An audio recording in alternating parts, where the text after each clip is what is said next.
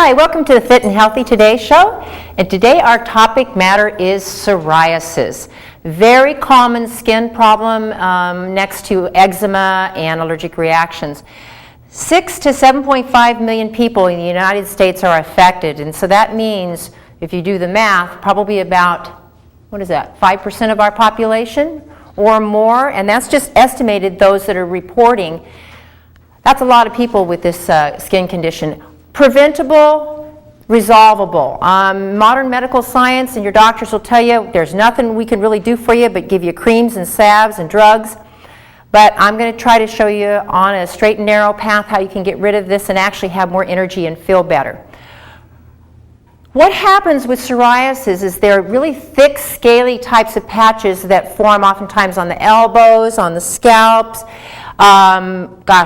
all different. Primarily, you're going to see it a lot in the joint areas. So the knees, elbows, the butt sometimes, the back of the wrists are real common areas. We don't know why it focuses on that, but it tends to do that. And what happens is the new cells kind of pile up so fast in the replication that doesn't even allow enough time for the old cells to be gone, to be sloughed off. So cellular replication and proliferation can be 10 times can be up to 1,000 times greater than the standard person. If you cut yourself and the wound heals, those cells will replicate 10 to 1,000 times quicker. So you end up with these big, thick, patchy places and itching because the body's trying to get rid of that excessive amounts of skin. There's also another form, we're not going to address this too much, in which blisters appear on the palms of the hands, palms on the hands or the soles of the feet, and that will maybe save for another day. The root causes. Now, generally as a rule, from everything that I've experienced and read, it is a fatty acid metabolism problem in the liver. That's one of the major things, but it tends to be genetically. In other words, if a person has psoriasis, there's about a 50% chance that someone, grandparent or a parent, also had psoriasis. So it may have to do something with how the liver processes fats or how the body breaks down proteins, because if you can't break down and digest proteins well, that also contributes to toxicity and psoriasis issues. Having low amounts or inadequate amounts of good fats in your diet and too much fats that are inflammatory producing, like meat fats, French fry fats, trans fats, those all increase certain types of inflammatory prostaglandins, whereas things like fish, almonds, walnuts, pecans, flax oil, borage, those kinds of things are essential fatty acids. The government tells us we need about 20 to 25 grams. So that would be 4 to 5 teaspoons a day of good fats, and I know very few people who are getting that in their diet right now. We've had other discussions about what these fatty acids do, but this is one of the major contributing factors to psoriasis. And I've seen tons of my customers that if we just modify and add essential fatty acids and get their digestion working well, it goes away. So also there's certain medications, and there was a slew of medications that I ran across, too much for me to even list, that cause psoriasis. So anything that causes issues with the liver, chances are good it can be a contributing factor to psoriasis. But there are certain high blood pressure medications, blood thinners, things like that, that can contribute to psoriasis as well. Hormone malfunctions, so DHEA, the lack of progesterone, estrogen, metabolites being excessive, all these types of things can also contribute to the body being inflamed and contribute to psoriasis. It seems as though people who have psoriasis tend to be more inclined to suffer from arthritis as well, which is obviously inflammatory by nature as well. The diet is kind of the most important thing that I can stress to you more than anything else, just about with anything that we ever discuss on our show. Best treated by eliminating toxins through the bowel and the urinary tract. That means you need to eat a diet high in fiber. Something called fruits and vegetables, a novel idea, huh? Some grains, but you need your 5 to 6 servings of fruits and vegetables per day. In order to have healthy elimination in bowel. We try not to, if we can at all possible, not detoxify through the skin when you have psoriasis. We want to detoxify through the urinary and the bowel tracts. Getting your proteins from fish and plant source proteins, your beans, your tofus, your fish, those types of things. You don't want a lot of milk. or those types of what are called saturated fatty acids too much when you suffer from psoriasis. So I know with me, in order to keep inflammation down, I'm allergic to milk. I do this rice protein mixture thing, and it's a plant source-based protein because I don't eat much meat because I don't want to be inflamed. I'm an athlete. Whenever we talk about anything as far as detoxification through the bowel and the urinary system, that means drinking a glass of water every couple hours. And you're like, oh man, but take the water with you, bottle wherever you go. Make sure you're drinking 2 of those 32 ounces a day in source of water. I'm not saying juice, I'm saying water, because remember juice, lots of sugar. And so we prefer not to do a whole lot of juice, or if you do it, dilute it. Avoiding the junk foods and alcohol, anything that's very acidic or sugary, the liver has to go work overtime, and it makes you kind of acidic as well. Not kind of, makes you very acidic. And so you're going to have more of an issue with inflammation as well. So you got to get rid of the junk food, and you got to get rid of the alcohol. Boy, I sound like a Puritan, don't I? Because bottom line is you got to eat clean. And if you have this disorder, those people who don't can get away with a little bit more, but if you want it gone, this is what you got to do. Avoid foods that trigger allergies. So if you know that you're allergic like me to certain things, like I have a sensitivity to chocolate, but I love it. And if I eat too much of it, I get inflamed. So I have to avoid it, and I'm slightly sensitive, and I have to keep it kind of out of my diet as best I can if I want to remain not inflamed. Whole, raw fruits and vegetables. Biggest thing in the planet. Oh, look what we did here.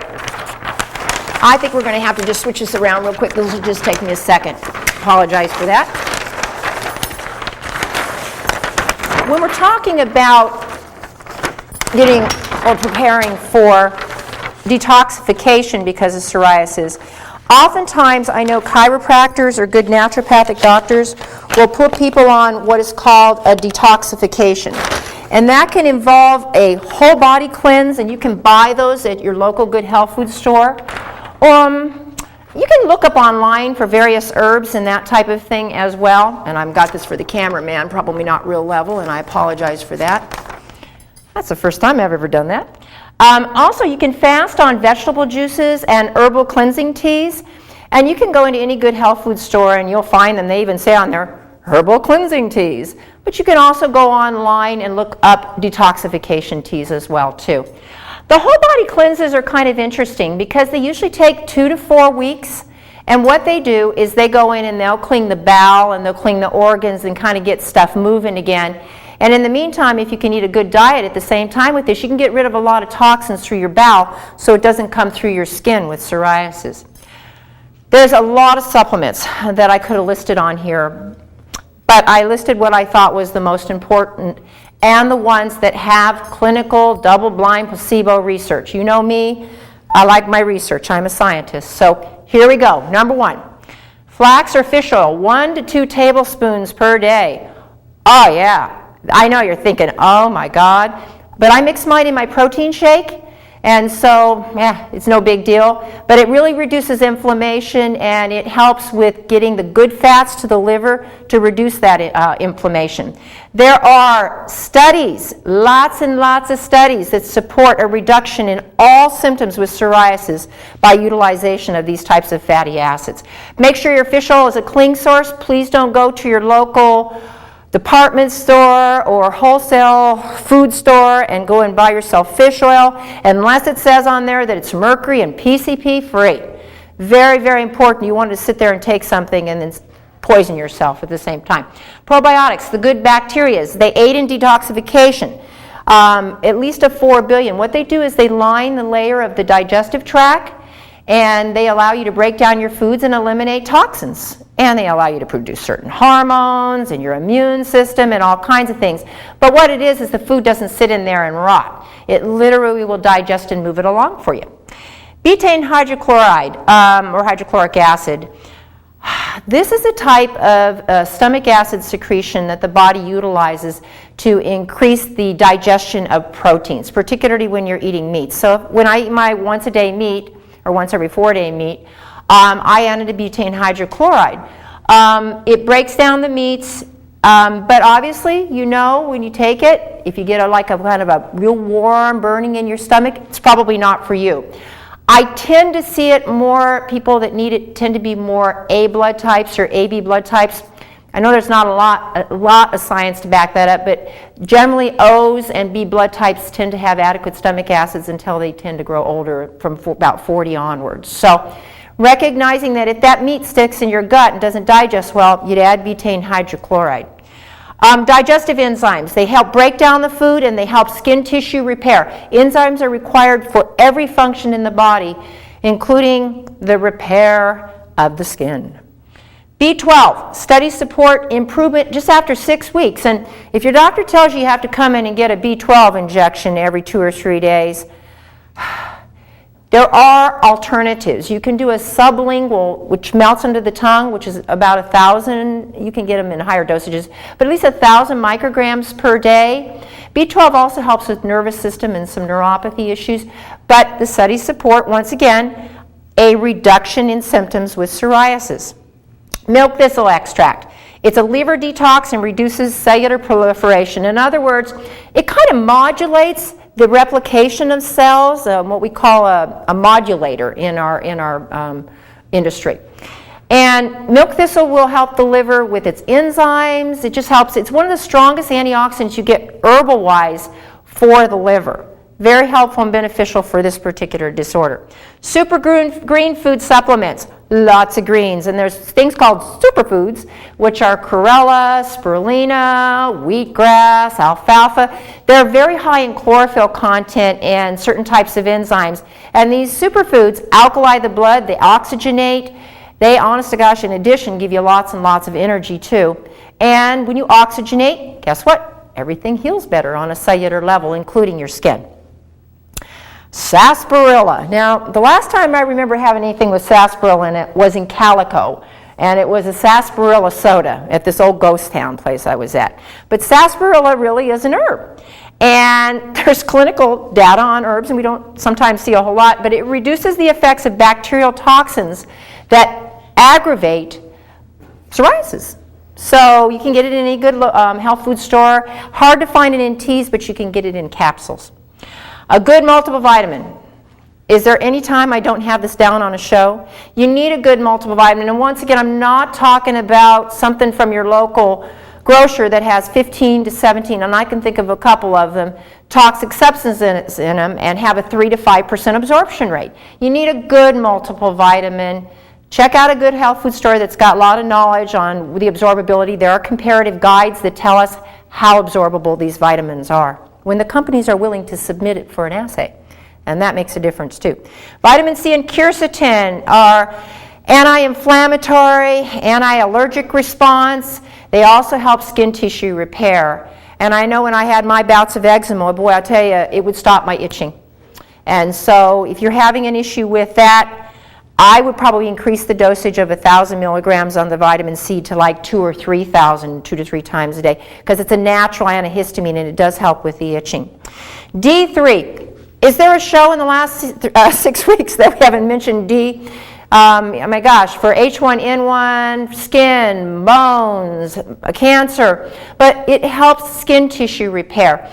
Obviously, we're in the sun, and I know we don't want to get a whole lot of over amounts of sun rays.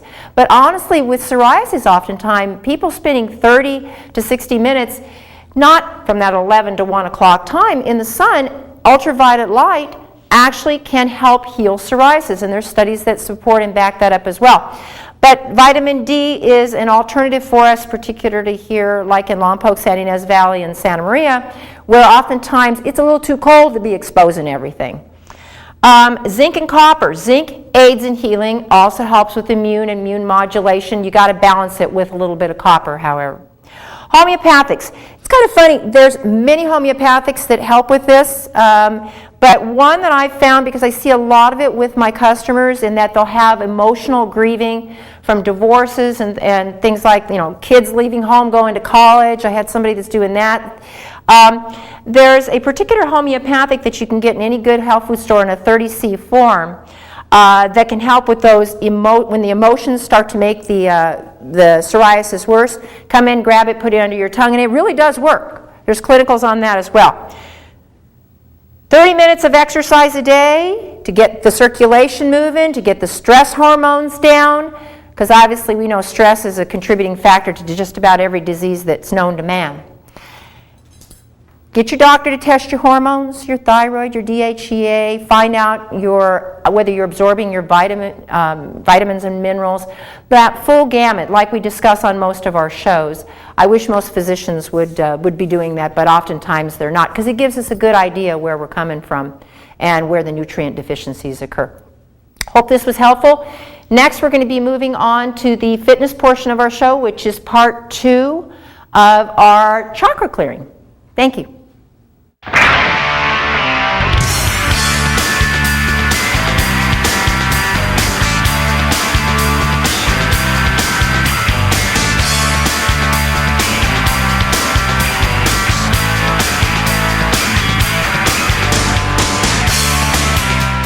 Welcome to the fitness portion of our show, and as promised, we're going to be working on the second chakra today, which has a lot to do with emotional well-being and balanced ego, creativeness.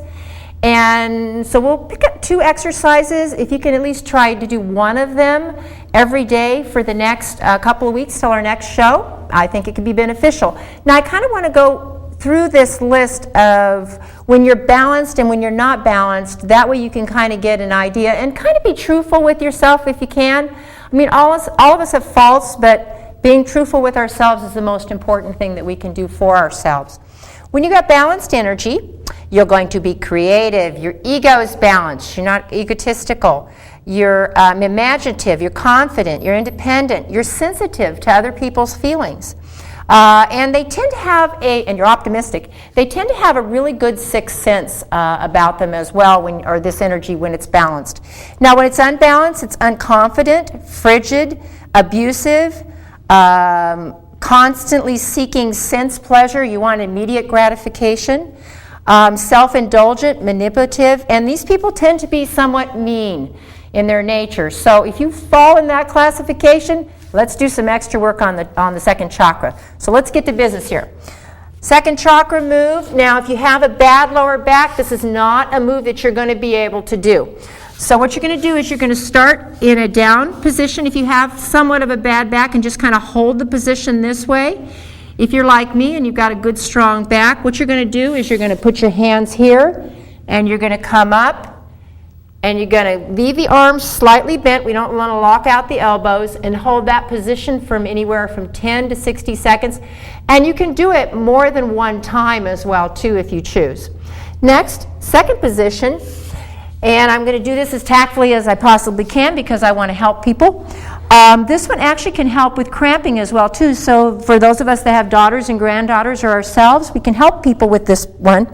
And what this involves is pushing your back all the way to the ground as best you can. Tilt it a little bit.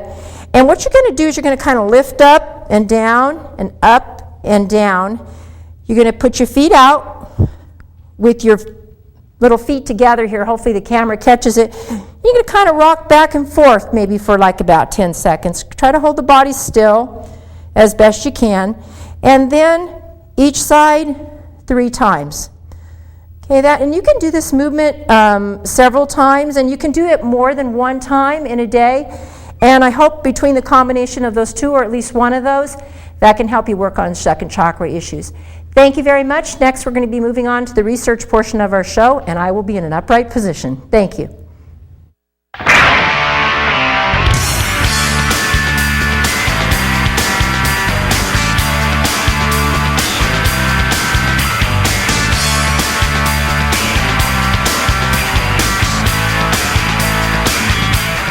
Hi, welcome to the research portion of our show, and with us today is Ralph Turchiano. Ralph? Thank you for the intro. Well, I'd like to start off with something that doesn't seem very health-orientated, but actually quite is. And the headline reads, "Rich people don't need friends." Now, how does it apply to health? Well, I'm not trying to establish any economic or class warfare here, but you'll find some interesting things. Through the Journal of Psychological Science, they looked at 6 studies in regards to how wealth affects social acceptance and including pain. What they discovered is that money quickly becomes a substitute for social acceptance in conferring the ability to obtain benefits from the social system. Important thing to think about when you figure your government is full of multimillionaires. But the more interesting aspect is this, is basically when people handled money and they put their hands into hot water, they were able to endure the pain much longer from those people who are just handling paper. What to take from this? Well, small bruise, maybe rub a Washington or a Lincoln on it, break a leg, break out a Ben Franklin, make you feel all better.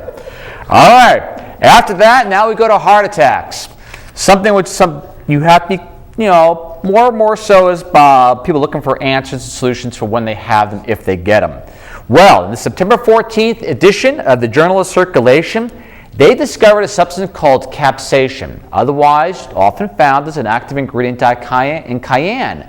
When they rub that cream anywhere on the body, just as long as it's on the skin, it literally triggered defense reaction in the body that spared heart cells from dying.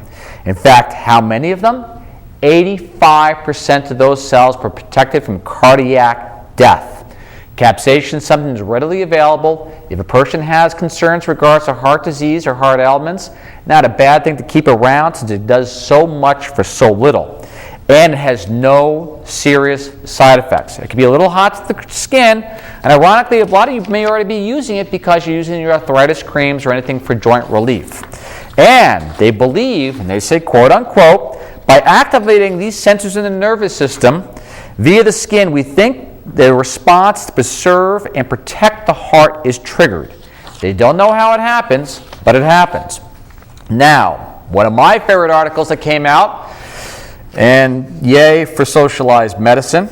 Now, you'll draw the connection here. Of course, when you have socialized medicine, chances are you're going to have a shortage of doctors. And what a better thing to do when you have a shortage of doctors than to find a way to increase the labor pool without paying people more money.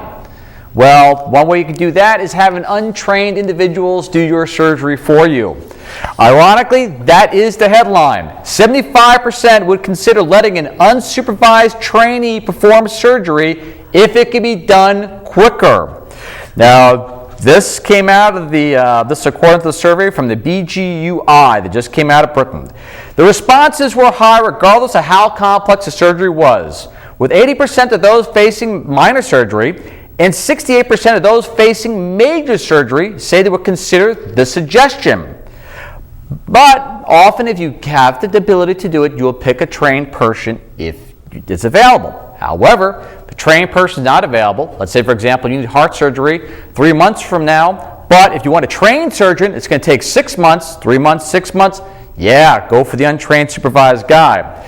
The National Health Service consent forms, this is the problem, currently state that the hospital cannot say who will be performing the operation and only that the surgeon will be competent to perform the procedure.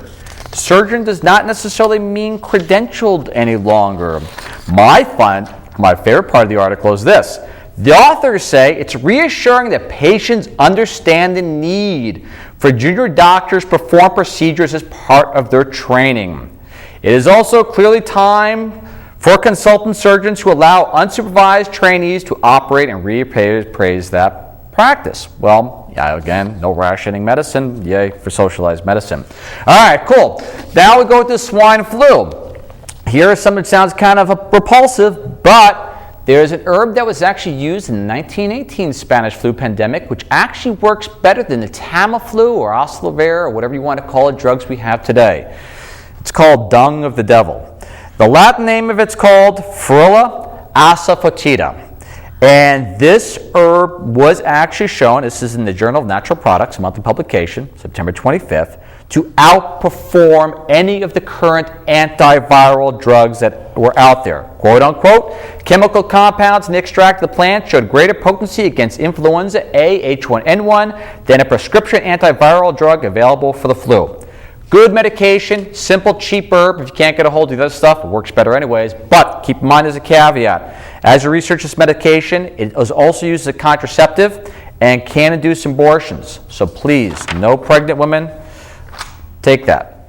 Now, back to vitamins. Now, I believe you're going to find the new vitamin K may become the new vitamin D, so to say. An important analysis conducted by Children's Hospital Oakland Research Institute scientists suggest the importance of ensuring optimal dietary intakes of vitamin K to prevent age-related disease conditions such as bone fragility, arterial and kidney calcification, cardiovascular disease, and possibly cancer. They basically, with the American Journal of Clinical Nutrition, it's this issue of 2009, October, are coming up with an entire new theory in regards to vitamins. It's called the triage theory. For once, and this was proposed by Dr. Ames in 2006, the theory explains why disease associated with aging, like cancer, heart disease, and dementia, and the pace of aging itself, may be unintended consequence of mechanisms during evolution to protect against episodic vitamin mineral shortages. If correct, the triage theory has widespread implications for public health because modest vitamin mineral deficiencies are quite common. And they go on to quote, average intakes, for example, of vitamin K, which they used for the study in the United States, are less than even the current recommended intakes. And gosh forbid you those of you which are on Coumadin. So if you're not doing a multivitamin by now, at least one form or another, your fate's in your own hands. Go for it. All right. After that, antioxidant called superoxidized dismutase. They discovered when they gave people this supplement called SOD, this is separate from the prior article, that it actually reduced stress. They looked at the antioxidant ability of stress reduction. SOD was so effective, so was the placebo, keep in mind, that the placebo and the SOD reduced stress levels in both groups in the first 7 days. But the interesting thing about SOD, superoxidase dismutase, the stress levels remained reduced for at least 28 days afterwards. Pretty amazing. That's from the Biomed Central Open Access Journal. Stress, check out SOD. After that, back to hospitals. Popular stomach acids triple your risk of pneumonia. We've done this before and we'll keep on doing it over and over again because a major warning coming out here. You get pneumonia in the hospital and you're on a ventilator, your chance of dying is 1/3. Now what they also discovered too, and this is what they said, that Zantac, Protonix, Prilosec, any of those increase basically your chance of pneumonia by altering the bacterial levels in the stomach, which leave you vulnerable to actually producing more of those bacterial and viral components, which could actually cause you to get pneumonia. Said we conducted this study in part because we thought we were seeing more pneumonias than we're used to having, and they nailed it. So this came out of the Wake Forest University School of Medicine. And after that, prior to last article, I have to cut a little bit short, swine flu vaccination test subject speaks out. Now what happened was you have a lot of swine flu test subjects which are getting sick, they're not reporting it. Well, they found out because they're under tremendous pressure from the pharmaceutical industry, and unfortunately I got to cut this short. Thank you very much for that intro on that. Cool. Sorry about that. We'd like to hear that, but we got the 30 minutes. Thank you very much for joining our show. Once again, do your research for yourself. Take your health into your own hands. We appreciate it very much. Thank you.